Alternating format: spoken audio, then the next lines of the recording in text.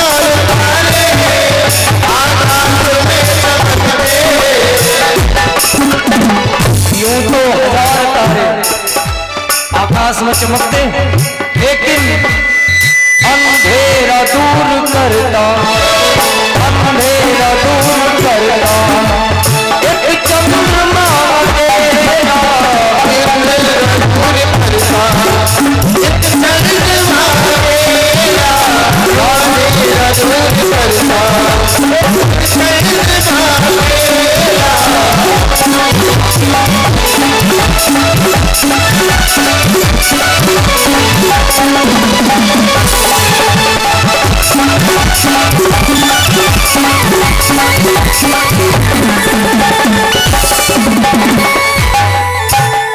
तो आत्मदेव जी अगर बालक को जन्म से ही समझा देते तो ऐसा नहीं होता, लेकिन आत्मदेव जी ने ऐसा नहीं किया। अब धुंधकारी ने देखा कि हम जुआ खेलने लगे पिताजी, तो कुछ कह नहीं रहे, तो जुआ खेलने के बाद ये चोरी भी करने लगा, चोरियां करने लगा, डकैती डालने लगा, घर में मदिरा पान करके आने लगा, मदिरा पान। एक दिन आत्मदेव जी ने देखा कि ये मदिरा पान करके आ गया, तो आत्मदेव जी बड़े दुखी हुए। आत्मदेव जी कहने लगे, अरे धुंधकारी, तुझे पाने के लिए मैंने क्या क्या नहीं किया, और तू मदिरा पान करके मेरे घर में आ रहा है। एक ब्राह्मण के घर में मदिरा पान, दुखी हो गए, दूर हो जा मेरी नजरों से। धुंधकारी कहने लगा, पिताजी सावधान, जो हम चाहेंगे वही होगा। आत्मदेव जी ने बहुत समझाने का प्रयास किया, धुंधकारी नहीं समझ पाया। एक दिन धुंधकारी जुआ खेलने गया और जब सब हार गया तो मदिरा पान करके घर में आया, उठाया डंडा और आत्मदेव जी को मारने लगा। ब्राह्मण देव बड़े परेशान हो गए। देखो धुंधली मैया कुछ नहीं बोल रही, क्यों?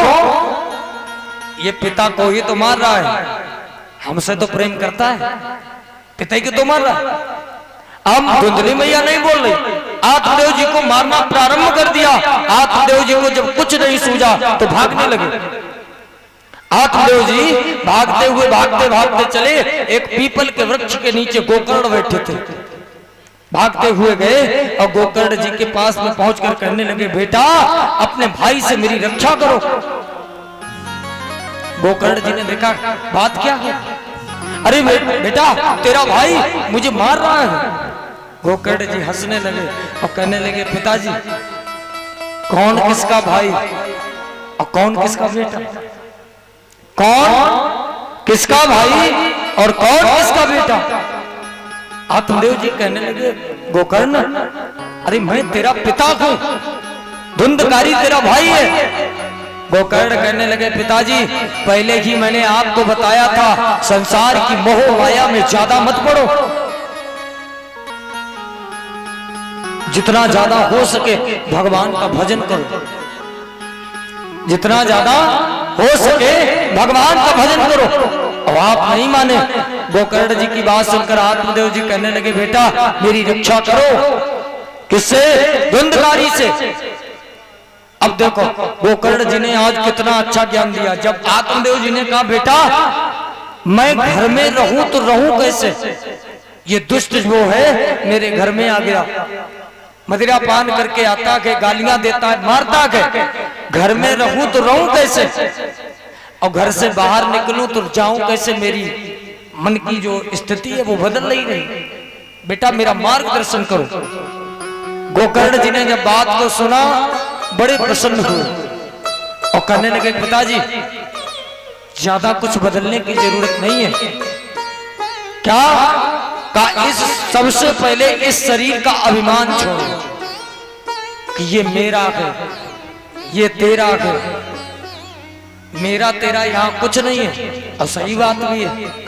और नहीं तो एक बात, आप लोग यहाँ पर बाबा के दरबार में जैसा बताया कि 20-25 कथा हो चुकी है, हर साल कथा होती, तो हर वर्ष जब कथा होती है तो एक बात बताई जाती है, हमें सबसे पहले अभिमान को छोड़ना है। जिसने जिस चीज का अभिमान किया भगवान ने वही अभिमान दूर किया है। तो सबसे पहले शरीर का अभिमान छोड़ो कि ये मेरा है, ये तेरा है, ना तो ये मेरा है ना तेरा है, ये चिड़िया रैन बसेरा के। अच्छा, एक आप लोग बाबा लोग हैं, वो एक कहावत कहते हैं, मरा हुआ जिंदा को मारे, ये तो बड़ा अचंभा है। आपने कभी विचार किया? मरा हुआ जिंदा को मारे, कोई मरा हुआ व्यक्ति जिंदा को मार सकता है? मार सकता है? नहीं मार सकता। लेकिन आप विचार करो, मरा हुआ। अच्छा, किसी मकान को किसी आदमी के लिए रोते देखा है कि उस मकान का मालिक जब खत्म हो जाए तो मकान रोने लगा होगा कि अब ये जा रहे तो हमें बहुत रोना है? कभी मकान रोया है? नहीं रोया। लेकिन आदमी को मकान के लिए रोते जरूर देखा होगा। कि पंडित जी, अगर 2 ईंटें पक्की लगा लेते तो आत्मा को शांति मिल जाता है। यही तो बोलते हो, मरा हुआ जिंदा को मारे। हम आप इस मेरे तेरे के चक्कर में पड़े हो और तब तक जीवन निकल जाएगा। ज्यादा जिंदगी नहीं मिली है जीवन में, मात्र जीवन कितना मिला? 500 ग्राम। कैसे?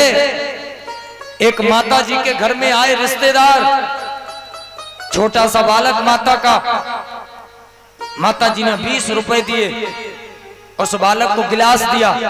पहले के जमाने में बड़े गिलास चलते थे, कटोरी जैसी लगी होती थी। बड़ा गिलास दिया, कहा 20 रुपए का दूध ले आओ। और वो बालक गया दुकान पर, 20 रुपए दिए और कहा दूध दे दो। तो उसने गिलास किया, 300 ग्राम दूध उस गिलास में आ गया, 200 ग्राम बचा। वो दुकानदार बोला ये दूध कहाँ करें? तो बालक तो छोटा था, उसने गिलास को उल्टा कर दिया, 300 ग्राम फैल गया, उल्टा कर दिया। अब वो 200 ग्राम उस कटोरी में आया। घर पे आया, माता जी ने पूछा दूध ले आए? ले आए। कहाँ है? दे दिया। का इतना ही मिला? बालक ने उसे भी उल्टा कर दिया। का इस गिलास में मिला था, इसमें आया नहीं तो इसमें कर लिया। बचा क्या? कुछ नहीं। मतलब 300 ग्राम जिंदगी चली गई, चले जाने दो। 200 ग्राम बची, कम से कम उसे तो सुरक्षित कर ले, उसे तो करो। आज आत्मदेव जी को गोकर्ण जी कहने लगे, पिताजी इस शरीर की ज्यादा गतियां नहीं होती, 3 ही गति हैं। कौन सी? कि मरने के बाद अगर जलाए गए तो राख बन जाओगे। दूसरी, अगर ऐसे ही डाल दिए गए तो चील कौए खा जाएंगे। और तीसरी गति, अगर गाड़ दिए गए तो इसमें कीड़े पड़ जाएंगे। और चौथी गति कोई नहीं है। आप विचार करना, हमारे घर में जो कूड़ा होता है, अगर उसे भी इकट्ठा करके उसमें आग लगा दो तो उसकी जो राख होती है उससे हम आप बर्तन धो सकते हो। लेकिन शरीर किसी काम का नहीं है। तो जिंदा रहते रहते परमात्मा की कृपा है तो इनका नाम जितना ज्यादा हो ले लो, उसी में कल्याण है।